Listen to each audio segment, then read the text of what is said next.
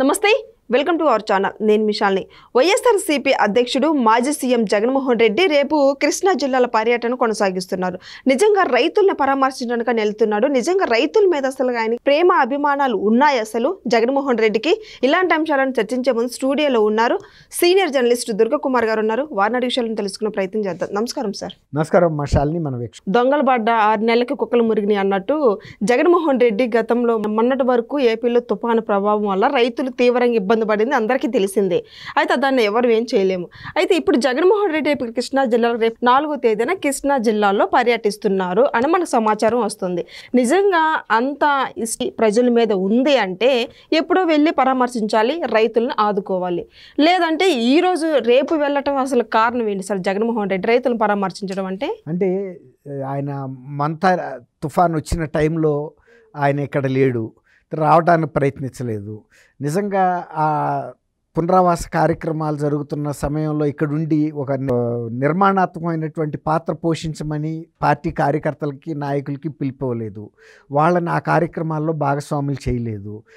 ఈ రైతులకి ఒక సహజంగా జగన్మోహన్ రెడ్డి మీద ఒక అనుమానం ఏంటంటే ఇతనికి అసలు రైతు సమస్యల పట్ల అవగాహన లేదు. అసలు ఏ పంట ఎలాంటి ఇబ్బందులు వస్తాయి, వాటికి సంబంధించిన మద్దతు ధరల గురించి కానీ రైతులు పడిన కష్టనష్టాల గురించి కానీ తెలియదు. ఆ తుఫాన్ టైంలో కూడా బెంగళూరులో విలాసంగా కాలం గడిపాడు. ఇప్పుడు వస్తున్నాడు, మీరు అన్నట్టు ఎవరు బాధలాళ్ళు తీర్చేసుకున్నారు. సరే, జరగాల్సిన నష్టము జరిగింది, ఇక అది ఎదుర్కోక తప్పదు రైతులు. ఆయన నియోజకవర్గాలు కూడా నిర్ణయించుకున్నది ఏంటంటే, ఇప్పుడు అరెస్ట్ అయ్యి ఉన్న జోగి రమేష్ మొదటిసారి 2019లో గెలిచింది పెడన నియోజకవర్గంలో. ఇప్పుడు అరెస్ట్ అయ్యి ఉన్నాడు కాబట్టి కొంతవరకే ఆ నియోజకవర్గంలో ఏదో కొంచెం బలాన్ని సానుభూతిని కూడగట్టుకోవడానికి వెళ్తున్నాడు అనే చర్చ కూడా పార్టీలో ఉంది. తర్వాత పేరుని నాని పరిస్థితి కూడా చాలా దీనంగా ఉంది అక్కడ. అంటే ఈ రేషన్ బియ్యం కేసుల్లో ఇరుక్కోవటం, తర్వాత వాటికి సంబంధించి కొన్ని కోట్ల రూపాయలు ప్రభుత్వానికి తప్పు ఒప్పుకుని కట్టడం, తర్వాత ఆయన విశ్వసనీయత కూడా దెబ్బతింది. మొన్న ఈ మధ్య కూడా పోలీస్ స్టేషన్ల మీద దాడికి, అంటే అధికారంలో లేకపోయినా, తర్వాత తన్ని నమ్మి ఈ బూతులు మాట్లాడి ఏకైక వ్యక్తిగా ఇవాళ ఆయన ఒక్కడే మిగిలాడు. గతంలో వంశీ, తర్వాత ఈ నాని, గుడివాడ నాని, వీళ్ళు కొడాలి నాని సర్దుకున్నారు. తర్వాత చాలా వరకు రోజా కూడా తగ్గిపోయింది. ఇక ఇప్పుడు ఏకైక వ్యక్తి కొంచెం ఆ స్థాయిలో జగన్మోహన్ రెడ్డికి తప్పైనా ఒప్పైనా భుజాన్ని వేసుకుని మోస్తున్న వ్యక్తి పేరు నానియే కనపడుతున్నాడు. బహుశా మరి అందువల్ల ఆ నియోజకవర్గం ఎన్నుకున్నాడా అని అంటున్నారు. మరి ఆ 2 నియోజకవర్గాలకే పరిమితం అవుతాడా, లేకపోతే అవనగడ్డ పక్కన నియోజకవర్గం దివితాలుకా కూడా ఉంది, అది కూడా వరస్ట్ ఎఫెక్టెడ్ ఏరియానే మొత్తం అంతా కూడా. మరి ఆ జగన్మోహన్ రెడ్డి గారికి సహజంగా అంత ఓర్పు ఉండదు. ఏదో వెళ్ళామా అంటే, ఈవెన్ గతంలో పొన్నూరు దగ్గర వెళ్ళినప్పుడు కూడా రెడ్ కార్పెట్ పరిపించుకున్నాడు ఆ పొలం దగ్గరికి వెళ్ళటానికి కూడా, షూ వేసుకుని వెళ్తూ. అంటే ఆయనకు బురదలో దిగటం కానీ వీటిల్లో అది పెద్ద ఇష్టం ఉండదు. తెచ్చిన కంకుల్ని ముట్టుకోవడానికి కూడా వరికంకులు, అంటే వరికంకులు కొంచెం వర్షంలో తడిచి బురదలో ఉన్నప్పుడు మట్టి ఉంటుంది. సహజంగా ఈయన మొదటి నుంచి వీళ్ళు రైతు వర్గం కాదు కదా, వ్యాపారాల్లో గనులు ఉన్నాయి వీళ్ళకి మొదటి నుంచి. రాజశేఖర రెడ్డి గారి టైంలో కానీ, వాళ్ళ తాత టైంలో, వాళ్ళు బ్రిటిషర్స్ టైంలో కూడా ఈ బీఫు, పోర్కు ఇలాంటివి సప్లై చేసేవాడని చెప్తూ ఉంటారు. వాళ్ళ కుటుంబం ఎప్పుడు పెద్దగా వ్యవసాయం చేసిన కుటుంబాలు కాదు ఇవి. కాబట్టి సహజంగా ఆయనకు బెరుకుంటుంది, ముట్టుకుంటే చేతికి మట్టి అవుతుందని. అందులో ఈయన టైంకి వచ్చేటప్పటికి మరీ విలాసవంతం. అంటే రాజశేఖర రెడ్డి గారు చీఫ్ మినిస్టర్గా ఉన్నప్పుడే క్విడ్ ప్రోకో ద్వారా బాగా ఆస్తులు రావడంతో ఎక్కడికి వెళ్ళాలన్నా స్పెషల్ ఫ్లైట్లో వెళ్ళటం అన్నీ కూడా ఒక రాజభోగమే. అందులో భాగంగానే మొన్న ఈ మధ్య మళ్ళీ 2024లో గెలుస్తాననే ఉద్దేశం మీద వైజాగ్లో ఋషికొండ మీద కట్టిన బంగ్లాలు కూడా ఆయన సముద్రాన్ని ఆస్వాదించడానికి కట్టిన బంగ్లాలు. అంటే అంతటి స్థాయి విలాసానికి అలవాటు పడిన వ్యక్తి ఈ బురదల్లో రైతులతో పాటు ఇవన్నీ ఇష్టం ఉండదు. కాబట్టి ఎక్కువసేపు అక్కడ పర్యటిస్తాడని అనుకోలేము. నామమాత్రంగా వెళ్ళాడు, లేకపోతే జగన్మోహన్ రెడ్డి అసలు పట్టించుకోలేదు, తుఫాన్ వచ్చిన తర్వాత ఎక్కడికి వెళ్ళాడు, ఏ రైతులు కలిశాడు, ఎవరిని సముదాయించాడు, లేకపోతే ఎవరిని ఓదార్చాడు అనే ప్రశ్నలు వస్తాయి కదా. ఆ నామమాత్రపు విమర్శ లేకుండా పెట్టుకోవటానికి వెళ్ళాడేమో అనిపిస్తుంది. మీరు అన్నట్టు అసలు టైంలో లేని వ్యక్తి ఇప్పుడు వచ్చి చేసేదేముంది? కాబట్టి ఆయన ఏంటంటే రాజకీయంగా నేను కూడా వెళ్ళాను, పలకరించాను, వచ్చాను అనిపించుకోవడానికి ఒక హాజరు. మన ఇవాళ రేపు పెళ్ళిళ్ళకి వెళ్తున్నారు చూడండి, ప్రేమ చొప్పున కాదు, ఏంటంటే వెళ్ళామా, ఆ వీడియోలో పడ్డామా, భోంచేసేటప్పుడు లేకపోతే అక్కడ అభినందించేటప్పుడు అట్లా వచ్చేస్తారు కదా.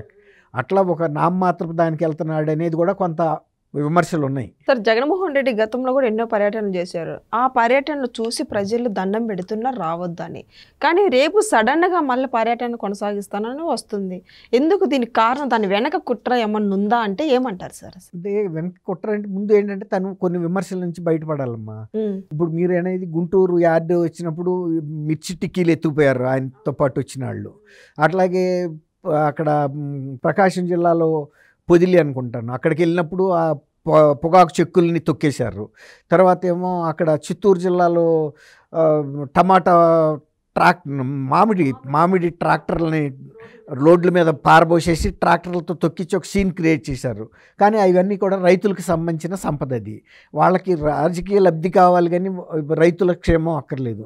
అట్లాగే ఇప్పుడు ఈ వరి రైతులు కూడా ఏంటంటే ఈయన జగన్మోహన్ రెడ్డి వచ్చినా రాపోయినా జరగాల్సిన నష్టం జరిగింది. ప్రభుత్వం ఇప్పుడు ఇవాళ నుంచి నష్ట అంచనాలు తయారు చేస్తున్నారు ప్రభుత్వం తరఫున. రాష్ట్ర ప్రభుత్వం కొంత సాయం చేస్తే కేంద్రానికి కూడా నివేదిక పంపుతారు. ఆల్రెడీ మోడీ గారికి దృష్టికి తీసుకెళ్లారు ఆ తుఫాను ఉధృతి ఆయన కూడా వీడియోల రూపంలో కూడా చూశాడు. తర్వాత ఇండియన్ భారత వాతావరణ శాఖ చేసిన హెచ్చరికలు ఆ తీవ్రత ఆయనకి తెలియనీయం కాదు. కాబట్టి ఈయన పర్యటన అనేది అవసరం అనే పరిస్థితి రైతుల్లో ఉంది. కాకపోతే వీళ్ళంత బురద వరిచాలలోకి దిగేటంత కార్యకర్తలు ఉంటారని నేను కూడా అనుకోను. కాకపోతే ఇంకా పంట చేతికి రాలేదు కదా. నిన్న ఆయన చెబుతున్నాడు పంట ఈనే దశకు వచ్చిందని ఏదో చెప్పబోతా, దానికి ఆయనకు అవగాహన లేక ఇక నీళ్ళు నవ్వలేడు. అంటే సబ్జెక్ట్ తెలిస్తేనేమో చెప్పగలిగేవాడు. ఎవరో ఫీడింగ్ ఇచ్చారు కానీ ఆయనకి అది మళ్ళీ ఒకసారి తెలియలా. ఆయన ఇంకోటి ఏంటంటే ఉల్లిపాయకిను ఆలుగడ్డకి తేడా కూడా తెలియదు. ఆయనే చెప్పాడు ఆలుగడ్డ ఏంటి ఉల్లిగడ్డ అంటే ఏంటి అని. అట్లా కొన్ని ఒక్కోసారి ఆయన కన్ఫ్యూజన్లో పడిపోతాడు. అట్లా వరి పంట గురించి వరి దశలో ఇలా ఉంటాయి, ఏ దశలో ఎట్లాంటి సమస్య వస్తుంది, ఇప్పుడు ఏ దశలో నష్టపడింది అనేది చెబితే విన్నాడు కానీ ఆయనకి మళ్ళీ గుర్తు రాలా. ఇక ఎందుకులే మళ్ళీ అపాస్పాలు అవటం అనే దాన్ని తప్పించేశాడు. అట్లా జగన్మోహన్ రెడ్డి గారికి ఏంటంటే ఆయనకి నిజంగా ప్రేమ ఉన్నా లేకపోయినా ఒక పార్టీ అధ్యక్షుడిగా ఇతరుల నుంచి విమర్శలు రాకుండా ఇలాంటి నామమాత్ర పర్యటనలైనా చేస్తాడు. ఒక్కోసారి అవి అప్రతిష్ట పాలైన సందర్భాలు కూడా మనం చూసాం. దాంతో రైతులకు కూడా ఒక భయం ఏంటంటే జగన్మోహన్ రెడ్డి తీసుకొచ్చే ఈ అల్లరి మోకలతో జరిగిన నష్టం కన్నా వీళ్ళ మూలాన ఇంకా అదనపు నష్టం జరుగుతుందనే భయం రైతుల్లో అయితే ఉన్నమాట. రేపు జగన్మోహన్ రెడ్డికి మరి పర్మిషన్ ఉందా అంటే ఏమంటారు సార్? అసలు ఇస్తారమ్మా, ఏముంటుంది. ఇప్పుడు రైతులను పరామర్శించడానికి పర్మిషన్ ఇవ్వలేదనుకో, ఇతను ఏ ఉద్దేశంతో వెళ్ళినా మళ్ళీ దాన్ని ఒక ఇష్యూ చేస్తారు కదా. కాబట్టి ప్రభుత్వం ఎందుకు నింద వేసుకుంటుంది? వెళ్తే అతనే వేసుకుంటాడు నింద.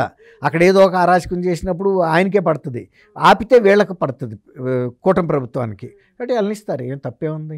నిజంగా కనుక ఆయన వెళ్ళి రైతుల పట్ల రేపు ఢిల్లీ వెళ్ళి ఆయన వాళ్ళ పార్టీ ప్రతినిధి బృందంతో వెళ్ళి రిప్రజెంట్ చేస్తే ఇంకా మరీ మంచిది కదా.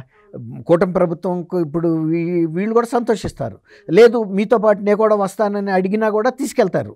ఎందుకంటే 4-5 పార్టీలు వెళ్ళి అనుకోండి, వెళ్తే కొంచెం ప్రధానమంత్రి గారికి కూడా ఒక ఇంప్రెషన్ ఉంటుంది, రైతులు కూడా ఒక తృప్తి ఉంటుంది, మన తరపున ఇన్ని పార్టీలు వెళ్ళి అడిగినాయి అని.